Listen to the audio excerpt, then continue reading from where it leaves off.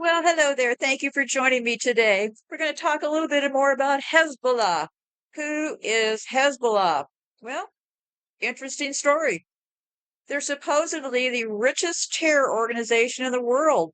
Total income over 1.1 billion, but nobody really knows. So, because I've been talking about the drug trade in Iran, well, actually, it's actually being run by Hezbollah because the show I did about Iran and the drugs, going through the Netherlands and all that area, turns out it's the United States. Funny thing, huh? Funny thing, huh? Right? Well, you never know. The United States is, in fact, in charge, and they set up Hezbollah. I did a show about it in the past. If you need a reminder, I posted an article down below about exactly how the United States developed Hezbollah. So I started looking into their money. What I'm trying to do is wrap up files. I'm not going to be likely recording for much longer. Could be a couple of weeks, could be a couple of months. I don't know. But I'm trying to wrap up these files on Israel and also that Iran nuclear sites. There's a big deal coming down the pike with Trump, J.D. Vance, and Peter Thiel having to do with Israel that I'll hopefully get back to. So I'm trying to get ahead of the files that I have open and get those recorded. Then I will be taking a look at how long I will continue recording my work. I need to make some plans at some point because once I get done talking about their personalities and all the plots they have against us, I do not intend to turn into a newsreader. In other words, I'm not going to log on and say, hey, look, a dam blew up. See, I told you dams were going to blow up. No, not going to happen. So anyway, so let's talk today about Hezbollah. So I read this thing and I thought, wow, really? It said Hezbollah cells engage in constant money laundering, forgery, weapons trade, smuggling, and of course, producing and trading drugs, primarily heroin and cocaine. Because I was a little confused with the show about Iran because, the drug supply going through Europe was coming out of Iran, and I didn't have any answers for where's the drug supply coming into the United States exactly coming from. Well, turns out it's Hezbollah. So I looked up some reports. There's a group called the CFR. They formed around the World War I era, and what they are, they established a group of 150 scholars tasked with briefing the president about options for the post World War after Germany was defeated. So what happened was they formed this group, and basically it's known by the CFR. But there's another group, since we're talking terrorist groups, I'd like to point out here. So anyway, so this group gets together, and they've been producing thousands of documents, analyzing politics and all that. And so what happened was there was a group of them and they had a peace conference, and a small group of British and American diplomats and scholars on May the 30th, 1919, at the Hotel Majestic in Paris. They decided to create an Anglo-American organization called the Institute of International Affairs, which would have offices in London and New York. Ultimately, the British and American delegates formed separate institutes, with the British developing the Royal Institute of International Affairs, and that's more known as Chatham House in London. So Chatham House, well, I've talked in the past about Whitney Webb, WW, put those two W's on the side and you get 33, right? Whitney Webb comes from a legacy family. And I'm sure her father's very happy right now because all the people losing their land in Florida, another big land grab. Her father is a high-powered land attorney operating in Florida. So, and Whitney Webb, the daughter, living in Chile, used to work for a place called, the place in Chile. Let me see here. I have it right here. She worked for a publication there. So they started off with all these people, and they said that it was attended by 108 high-ranking officers of banking, manufacturing, trading, and finance companies, together with many lawyers.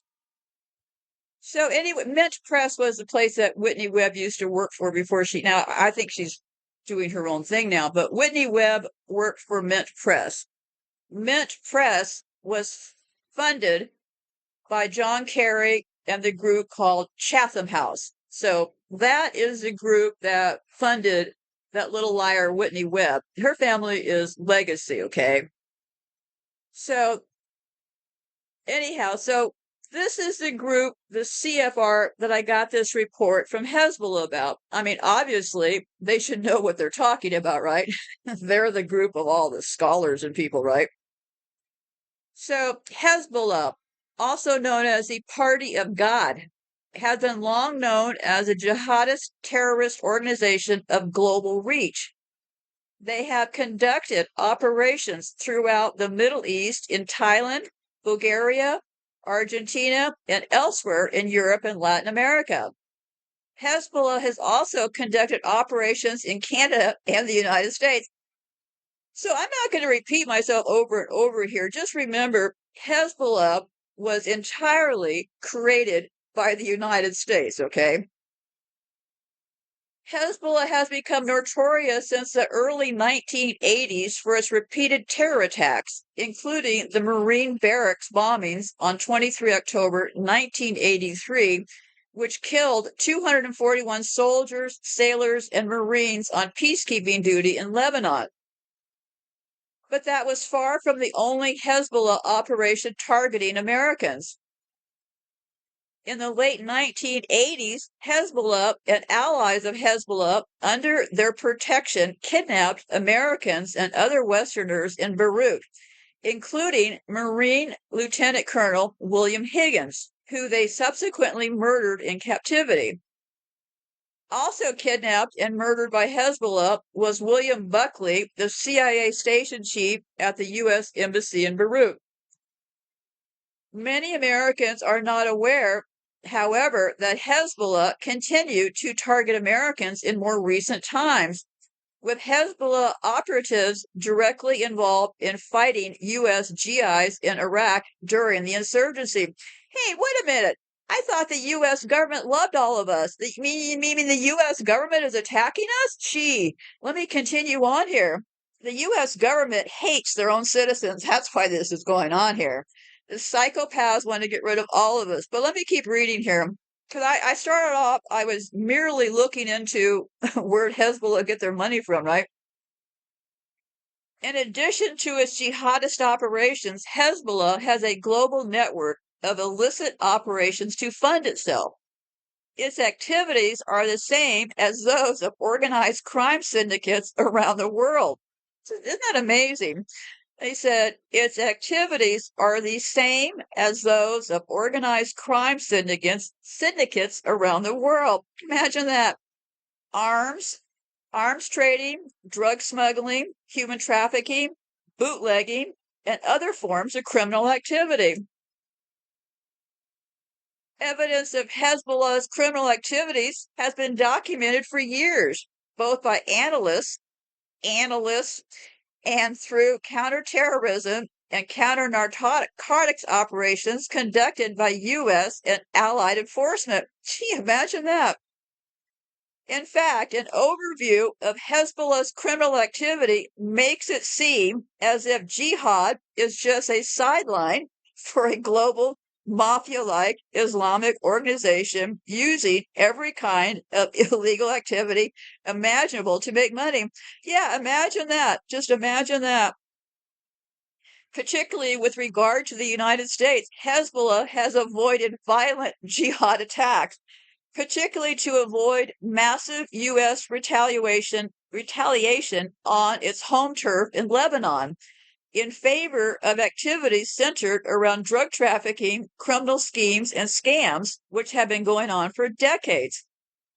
So they want to avoid doing anything here because the U.S. might make a massive retaliation to its home turf in Lebanon.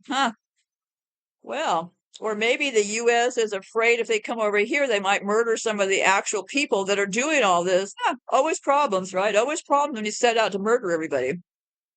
It's a very complicated situation when you set out to murder the rest of the world now, isn't it?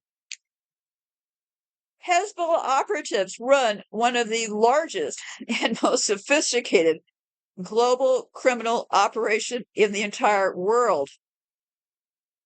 These criminal activities have strengthened the organization and made it more difficult for Western nations to undermine it.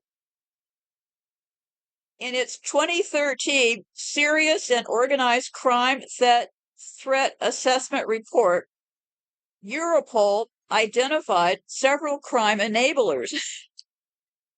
Some of this stuff is almost too funny to read. So Europol identified several crime enablers. These included logistical hotspots, diaspora communities, corruption, and the use of legal business structures, cross-border opportunities, identity theft, document forgery, and violence. Hezbollah exploits all of these, not only in Europe, but worldwide. The United States is such a peace-loving country. Don't you have to agree with me on this? I mean, now I'm presenting to you some pretty solid proof that the United States, under the guise of Hezbollah, is literally ripping around the world doing all kinds of criminal activities. Just imagine that.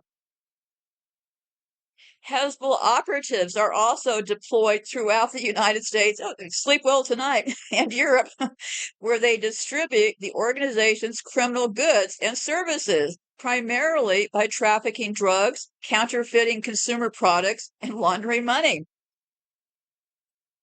Hezbollah's criminal network operates relatively independently from the organization's political and military wings, which are closely allied with Tehran.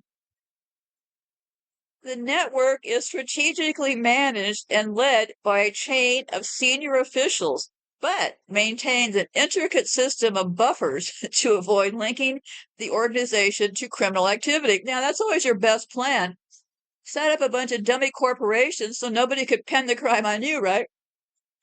You know, the amazing part is that they got all this money by all of us, all of our labor, right? And then they continue to use that money to turn people into drug addicts, rob them, rape them, all this stuff. Just a wonderful group of people.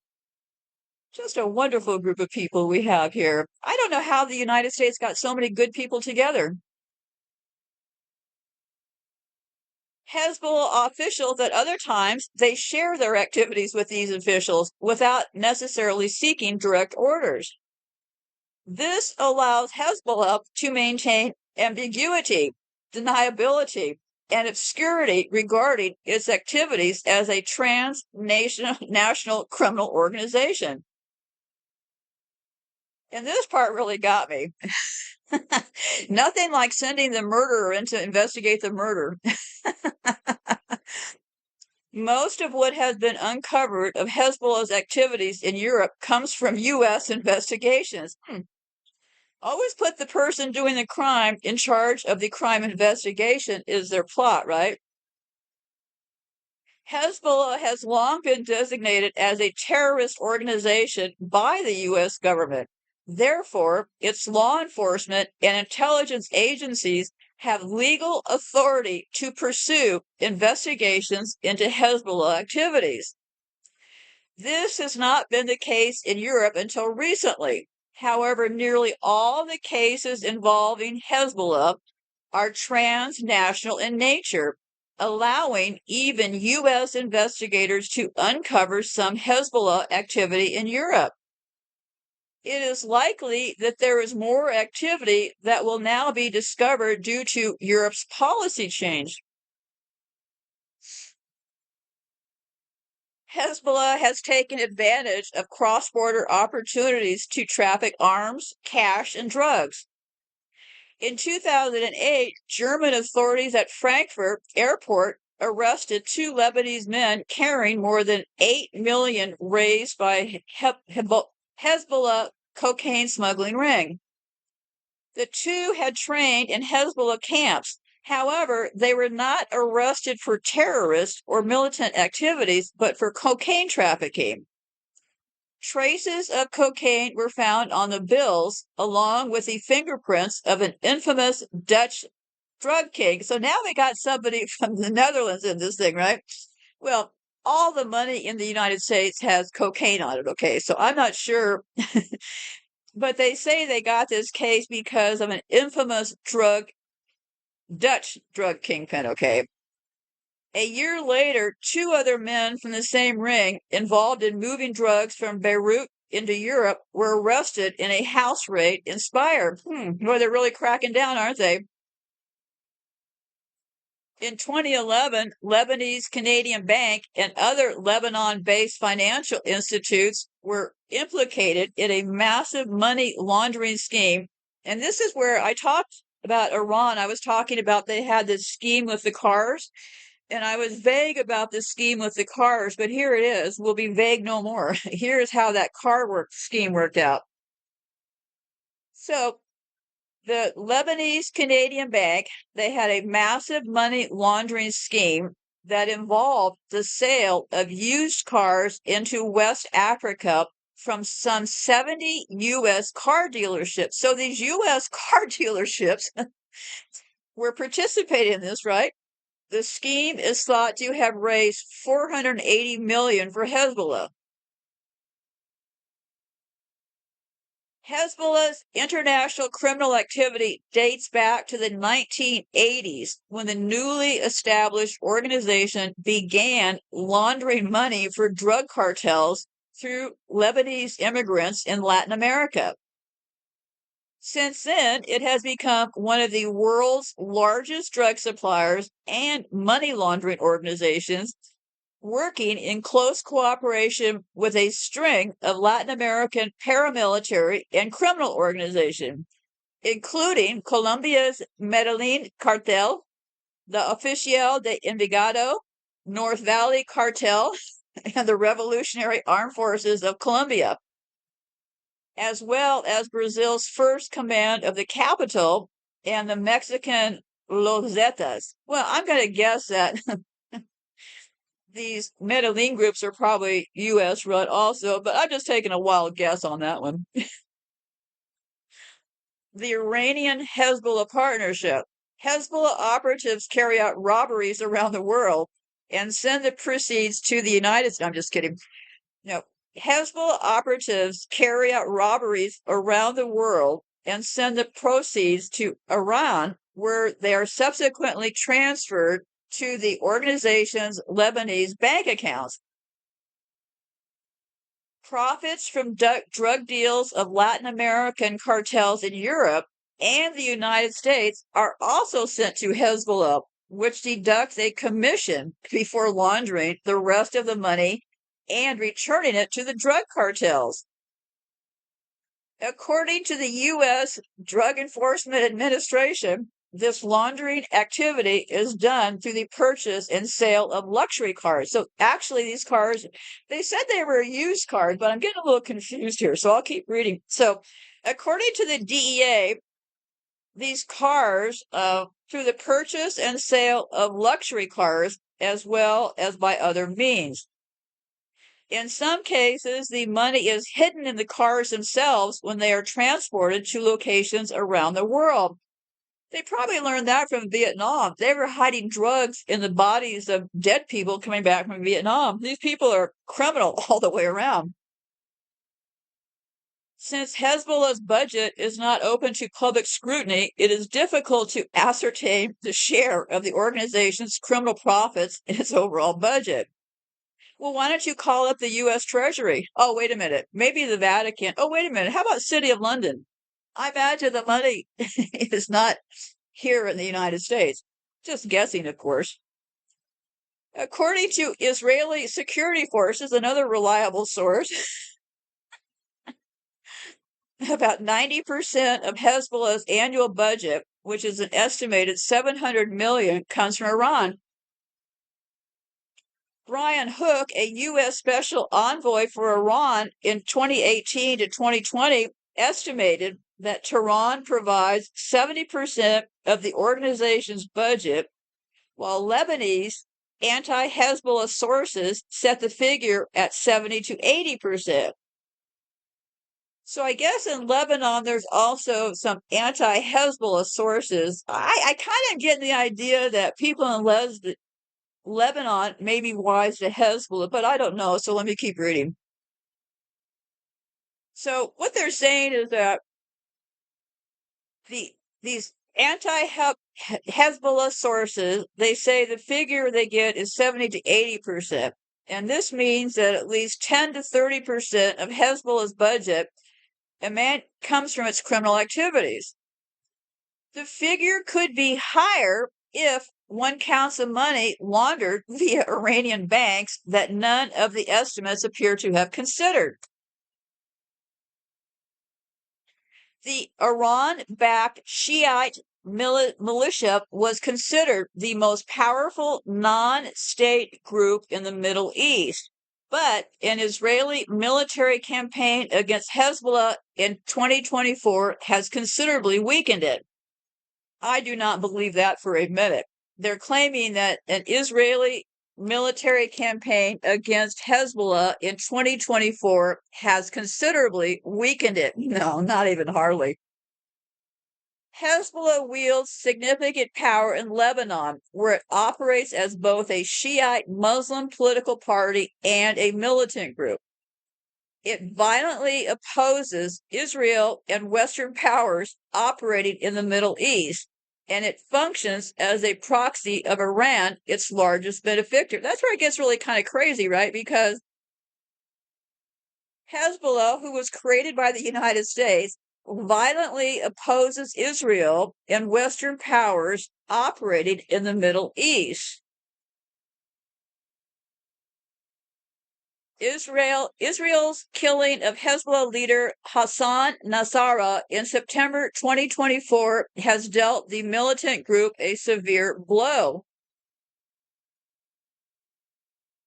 Hezbollah, the Shiite Muslim political party and militant group based in Lebanon, where it has fostered a reputation as a state within a state. Founded during the chaos of the 15-year Lebanese Civil War, which went from 1975 to 1990, the Iran-backed group is driven by its violent opposition to Israel and its resistance to Western influence in the Middle East.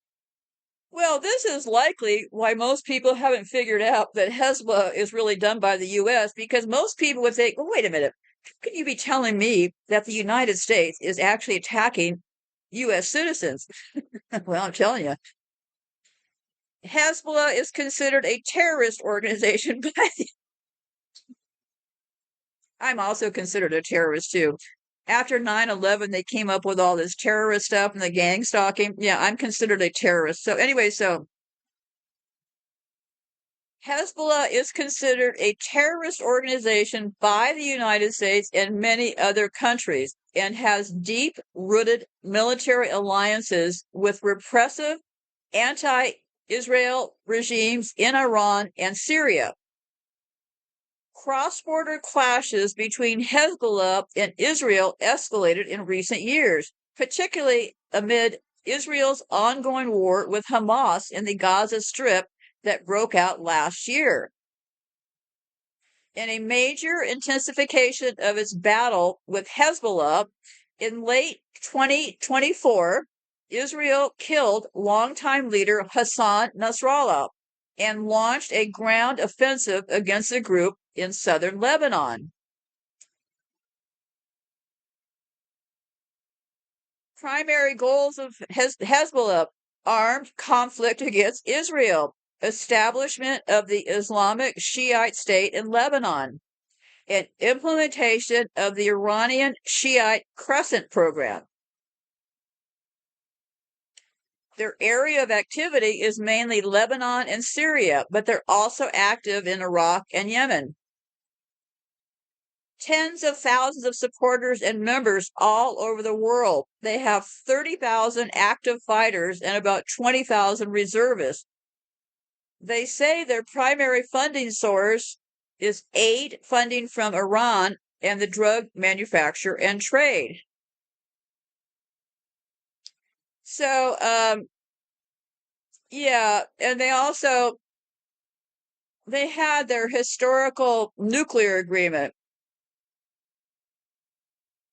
In June 14th, 2015, in Vienna, Austria, after more than 2 weeks of difficult and protracted negotiations and an all-night discussion, the European Union's Foreign Affairs Minister, Friedrich Nietzsche, and Iran's Foreign Minister, Mohammad Javad Zarif, declared a historic nuclear agreement. And just hold that thought when I get back to this nuclear stuff. What happened was this stuff between Iran and it all started kind of weaving together. So I just had to kind of like start to pull it all apart here. Wait till I get to this part about Peter Thiel and what's going on with spying on us and all your favorite people over in Rumble, but I can't do it all today. So anyway, so they had a historic nuclear agreement in 2015. Shortly afterward, the world's powers foreign ministers and Iran's foreign ministers gathered in the elegant venue for a celebratory. Among the many smiles around the room, there was identifiably one particularly broad smile. Zarif, the Iranian Minister of Foreign Affairs, mingled with the dignitaries like a groom on his wedding day. From the look on his face, it was clear that he was well aware of the enormity of the achievement. Within the hour, residents of the Iranian capital began to flow out into the streets, proudly waving the country's flag. It is likely that they were not celebrating the diplomatic achievement, but rather looking forward to the expected lifting of economic sanctions and its implications of their economy. The sigh of relief could be heard from Tehran to Beirut. Yeah, I've never understood that. I mean, who put the U.S. in charge of sanctions all over the world? But I'll keep reading here. 1,500 kilometers away, the leader of Hezbollah, Hassan Nasrallah, probably sat in a reinforced bunker thrilled. He knew with utmost certainty that the signing of the agreement would have no negative influence on Iran's unconditional support of his organization. Quite the opposite. He had probably already began to calculate his cut of the $100 billion expected to flow into the treasury of the Shiite state immediately following the lifting of the heavy sanctions. Nasrallah did not have to wait long. Just 6 months after the signing of the agreement, the IAEA announced that Iran was living up to all the commitments imposed on them in the agreement with the world powers. A short while later, the Iranian government's assets, valued at tens of billions of dollars, were unfrozen. The banks were reconnected to the international clearing system, and a steady stream of leaders, entourages, and heads of multinational corporations began to visit government offices. So I don't think I'm going to get into this oil and the sanctions and all of that. But anyway,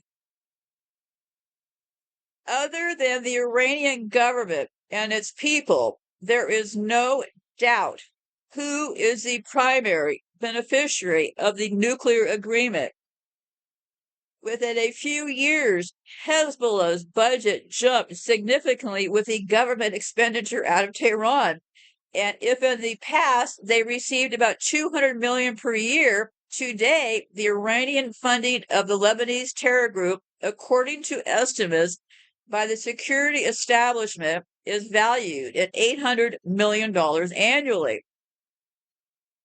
It is important to remember that the Iranian support of Hezbollah is not solely financial, but is primarily military, including a complete system of tens of thousands of missiles and rockets, as well as military and intelligence equipment. The money value of the Iranian military financing of Hezbollah is enormous and is worth billions of dollars more. Meanwhile, the huge sums of money invested in terror organizations each year illustrate its great importance in the implementation of Iran's strategic plan to strengthen its hold on the Middle East. Hezbollah is no longer a local militia, but rather one long, important executive arm of the octopus sent by Tehran and reaching from Syria through Iraq and all the way to Yemen. This is an organized Iranian strategy, and Hezbollah is a key player. With big money comes influence and the price its recipients are required to pay. Since 2013, the leaders of Hezbollah have sent some 9,000 people, about a third of their total manpower, into Syria with the aim of fighting alongside Assad's regime, Iran's pious ally. According to the Washington Institute for Middle East Research, the current death toll for Hezbollah stands at around 1,600 fighters killed in battle in Syria and another 5,000 injured. But despite the large sums of money flowing from Tehran, the extremist Shiite organization did not always get such financial support. The crowning glory of Hezbollah's business portfolio is its hold on the global drug industry. Right there, it says it. The crowning glory of Hezbollah's business portfolio is its hold on the global drug business. The organization's worldwide crime operation extends from South America through Africa, Europe, the Middle East, Australia, and the Middle East. Among their various activities, there are active Hezbollah cells engaged in constant money laundering, forgery, weapons trade, smuggling, and of course, producing and trading drugs, primarily heroin and cocaine. Despite sweeping denials by the leaders of the religious extremist organization, officials from the American Drug Enforcement Agency, or DEA, have in the past demonstrated conclusive evidence linking the drug organization active at the Triple Front with extreme Muslim organization and Hezbollah in particular. Hezbollah's involvement in the drug industry of South America began in the early 1980s and had significant momentum over the last decade through the use of large Shiite Lebanese diaspora and close collaboration with South American cartels and drug organizations, as well as crime and terror organizations in North Africa. A global narcotic network has been created, netting billions of dollars a year. Over the years, Hezbollah has sunk deeper into the global trade industry and has become more established, professional, and efficient. And that's what I was saying about the drug trade in that show I just did about the drug trade going through the Netherlands. What they did was they took over what was earlier the hash route, and they made that this cocaine route, and that was evidently Hezbollah, not just some loose rando person out there. So it is important to remember that just a few years ago, experts estimated that the severe sanctions and depletion of the Iranian government's sources of capital would push the heads of Hezbollah to develop alternate funding sources, primarily in the drug trade, which at the time constituted about half of the organization's total income. The immediate implications of this for the money managers and the executives were supposed to be a great deal of difficult and dangerous work. The resources that the organization employs in order to generate income in the narcotics industries are tremendous. So, the income from these companies that traded secretly with American companies brought the organization profits of tens of millions of dollars and constitute an ideal platform for their money laundering. So yeah, they're secretly trading money with American companies. Surprise, surprise, right? But despite some specific success, it would seem that this important financial war on the terror organization has managed to prevent only a small portion of these tremendous income streams flowing from countries to terrorist organizations. And indeed, today, thanks to Iran's major funding, Hezbollah is able to exert much less effort for every dollar it makes. The big financial hug afforded by the Persian regime allows them to focus their efforts more efficiently and buys them peace of mind in the financial arena, as well as room to maneuver in order to maximize their means. This important fact constitutes another argument for those who oppose the agreement, that its signing effectively released the stranglehold from around the necks of not just Iran, but also its allies and beneficiaries through the Middle East. I don't know how that played out, but ever since 1995, the U.S. the Department of State has designated Hezbollah a terrorist organization.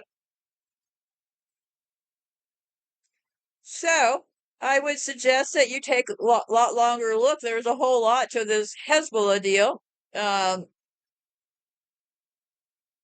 say that Hezbollah emerged during Lebanon's civil war, which broke out in 1975. When long simmering discontent over the large armed Palestinian presence in the country reached a boiling point. Various Lebanese sectarian communities held different positions on the nature of the Palestinian challenge. So I think that's about it. I mean, I could rattle on here for the next 20 years as far as how evil and mean and vicious Hezbollah is, but I think we got the idea here. And here's a very interesting fact here. There was an agreement in 1989. It was called the TAIF Agreement, TAIF, which was brokered by Saudi Arabia and Syria and ended Lebanon's civil war. And here it gets fishy, okay? Hezbollah was the only militia allowed to keep its arms. Gee, isn't that kind of funny, right? So they come up with an agreement brokered by Saudi Arabia and Syria, and Hezbollah gets to keep all their arms. Funny how that worked out. You are aware that all these countries are run by U.S. puppets, right? They put all their own people in when they blew up the Middle East back when they started designing all those flags. In June 2024, experts speculated that Hezbollah has 150,000 to 200,000 rockets and missiles of various ranges. Kapili! They're going to be landing here any day. I tried to look at all the times that the United States has claimed that Iran was going to blow us up any minute. It got too hard. It's happened so often. I started looking through news reports where they were saying that Iran's going to kill us all. And it's been going on for so long. And you'll be even more amused when I get back and talk about what big bad Iran really has, right? Iran and Hezbollah have been busier doing drugs than they have been building nuclear facilities. So just keep that in mind. So, critics say that Hezbollah's existence violates UN Security Council Resolution 1559, which was adopted in 2004, which called for all Lebanese militias to disband and disarm. So Hezbollah finds a loyal ally in Syria. They're throwing babies and incubators onto the floor. Remember that girl? She was swearing that they were throwing babies and incubators. They were taking babies out of incubators and throwing them on the floor. Well, that girl was a big liar. Her father was, I think her father might have been Lebanese. I can't remember. Too many crimes, so little time. But anyway, so yeah, she went in front of Congress or somebody saying, they're taking babies out of incubators. They're killing them. They're throwing them on the floor. Hey, I got one better than that. How about we try to stop these people from raping every child they ever run into? How about if we stop these people from robbing everybody they ever meet? Babies and incubators are like the least of the problems there, right? All these sodomites running the world. I'm sorry. I have a very hard time controlling myself these days. I am so sick from these people. And just the thought of them kind of makes me just too sick some days. So let me finish this up so I can log off here and then I'll get some rest and I'll come back with some more of this horror. It has worn on me, okay? All of these years of reading about children being raped, people going through horrendous crimes, people in this country now losing their homes because of fake hurricanes, and they're going to be giving their homes over to people like Elon Musk. It has, in fact, been wearing on me. Full disclosure, 25 years of dealing in this dirt. Today's not my best day, so I'm going to close this off. So let me finish this, though. Israel is Hezbollah's main enemy. This just really gets me. Dating back to Israel's occupation of southern Lebanon in 1978. Hezbollah has been blamed for attacks on Jewish and Israeli targets abroad, including the 1994 car bombings of a Jewish community center in Argentina, which killed 85 people, and of course the bombings of the Israeli embassy in London. Even after Israel officially withdrew from southern Lebanon in 2000, it continued to clash with Hezbollah, especially in the disputed Sheba Farms border zone. Periodic conflict between Hezbollah and Israeli forces escalated into the month-long war in 2006, during which Hezbollah launched thousands of rockets into Israeli territory. What this is really about kill boxes, right? The U.S. and Israel teamed up with Hezbollah, and so then Hezbollah can go around and kill Israelis, and they can blame it on them and not say they're killing their own people. That's how I see it, at least. But of course, you're welcome to your own opinions. The group reiterated its commitment to the destruction of the Israeli state in its 2009 manifesto. And this is an interesting one. All these tunnels. I ran across this clip the other day. Starting in the early 1920s in California, they had tunnels all over the place, supposedly so pedestrians wouldn't get killed by cars. These tunnels are of extreme importance to pay attention to. Lots of horrible things are going on in these tunnels. So in December 2018, Israel announced the discovery. Now, I don't know how they discover tunnels running from Lebanon into northern Israel that it claimed was created by Hezbollah. The following year, Hezbollah attacked an Israeli army base, the first serious cross-border exchange in more than 4 years. In August 2021, Hezbollah fired more than a dozen rockets into response to Israeli airstrikes in Lebanon. It was the first time the group claimed responsibility for rockets fired into Israel since the 2006 Israeli-Hezbollah war. How have the U.S. and other countries treated the group? Like old friends? U.S. policymakers see Hezbollah as a global terrorist threat.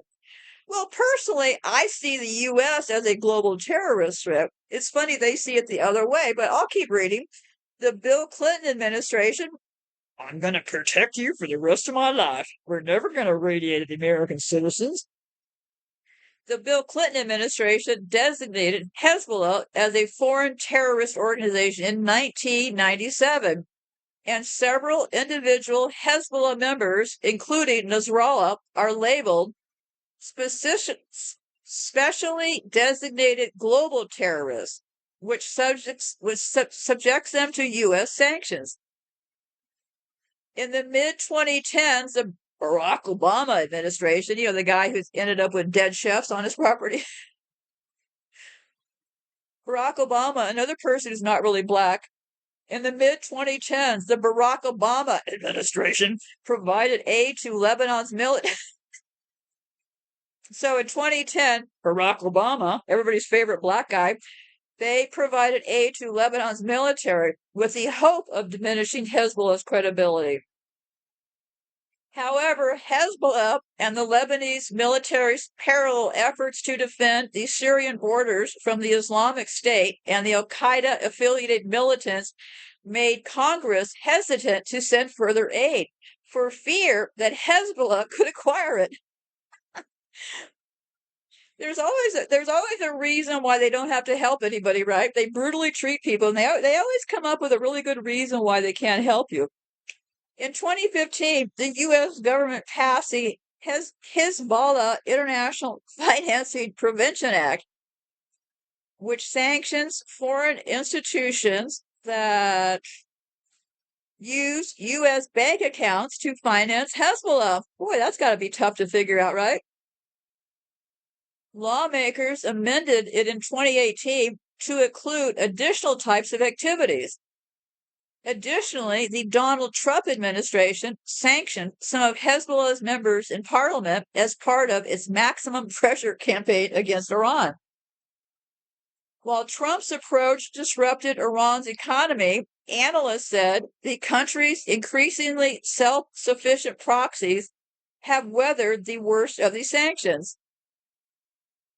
President Joe Biden, the guy that's about half dead running the country, his administration, or her, has continued sanctioning individuals connected to Hezbollah's financial networking.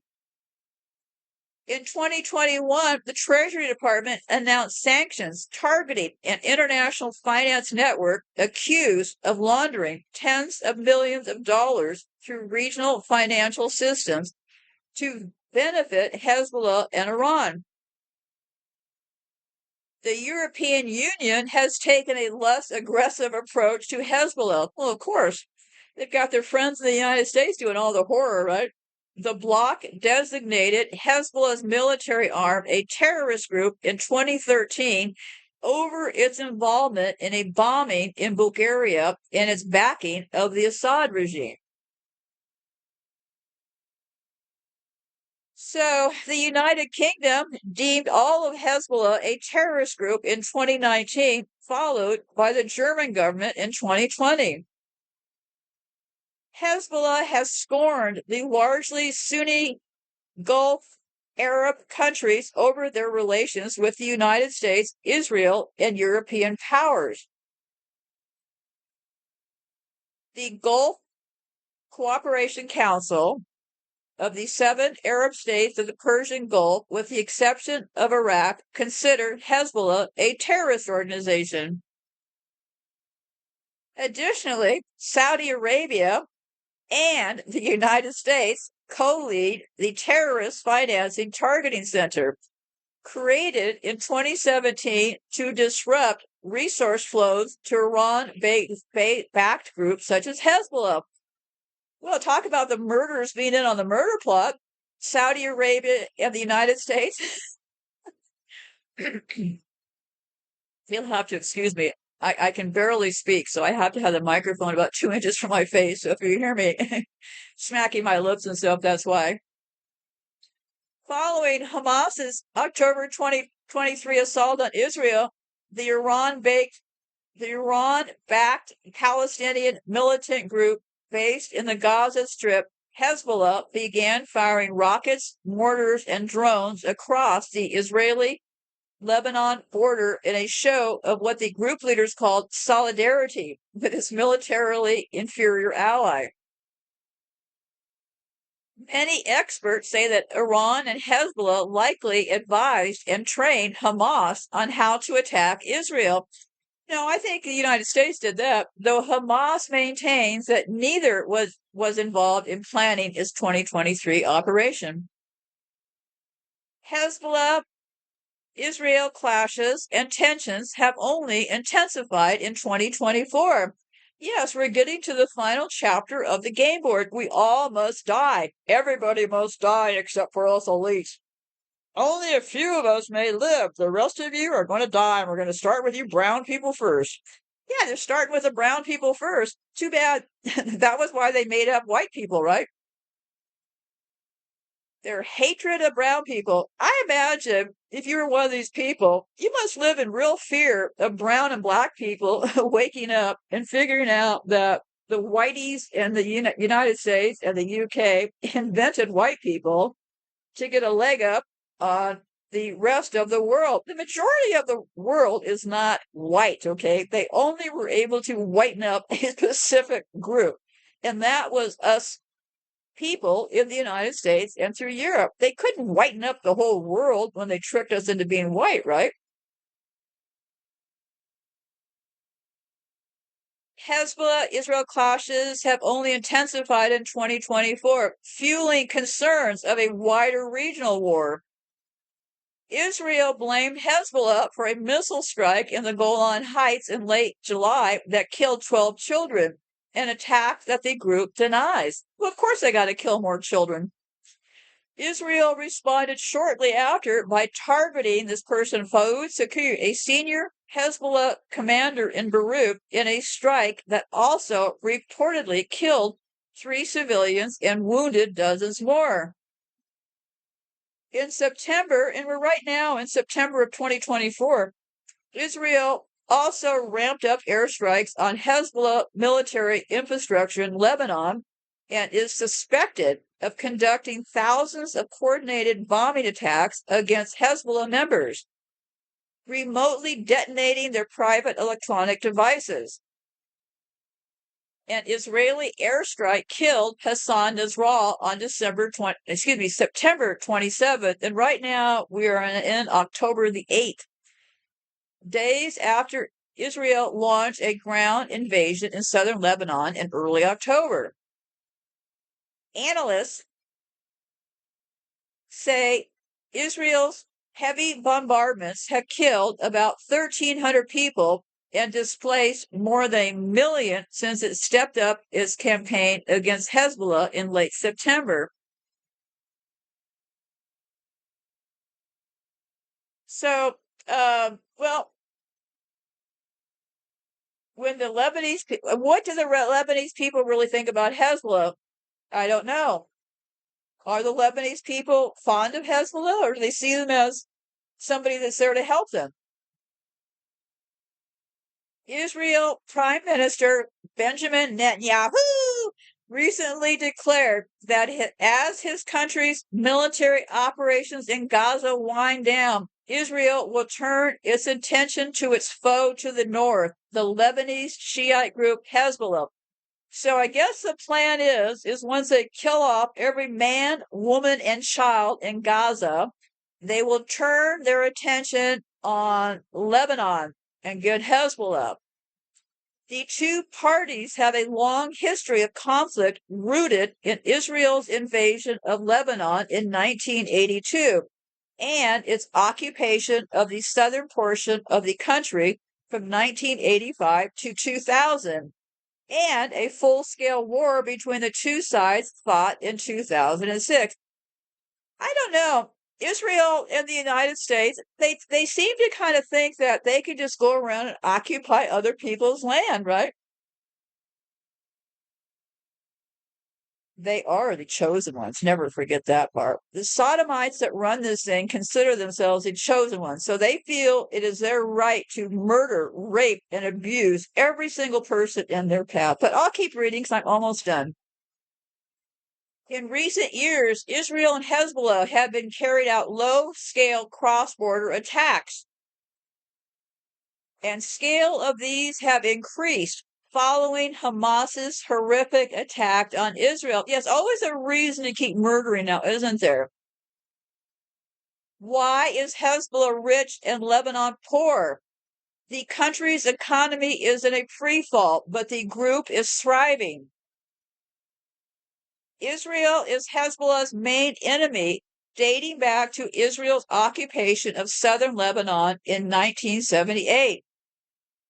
Hezbollah has been blamed for attacks on Jewish and Israeli targets abroad, including the bombings in Argentina. We already talked about those. So I don't know what else to say. They say that Hezbollah is a big global threat. We got to sanction them. We got to get all that money away from them. I don't know. It certainly appears to me like if you want to murder more people, you act like you're going after your enemy, right? Well, you just make your enemy more people you want to murder. So you can always come up with a situation, like if you decide you want to get rid of the Palestinians, well, the United States comes up with Hamas, right? And then Iran comes up with uh, Hezbollah. This is not really overly complicated stuff, but I think what we have this figured out today is Hezbollah is, in fact, the group that's doing all the drugs. Not necessarily Iran, like it sounded like in the show that I did. It is Hezbollah, and 100% Hezbollah is the United States. And don't forget, when they split up the Middle East right after the fall of the Ottoman Empire, the first ruler of Iran was a eunuch. Eunuch, not even a man. A part man was the first ruler of Iran, which leads me to this statement. I am 100% convinced that when they split up the Middle East and gave you new flags and all that stuff, all of your rulers got compromised. And those that didn't get immediately compromised got compromised along the way when they started playing ball with the liars and psychopaths that are in charge. So be safe out there and goodbye for now.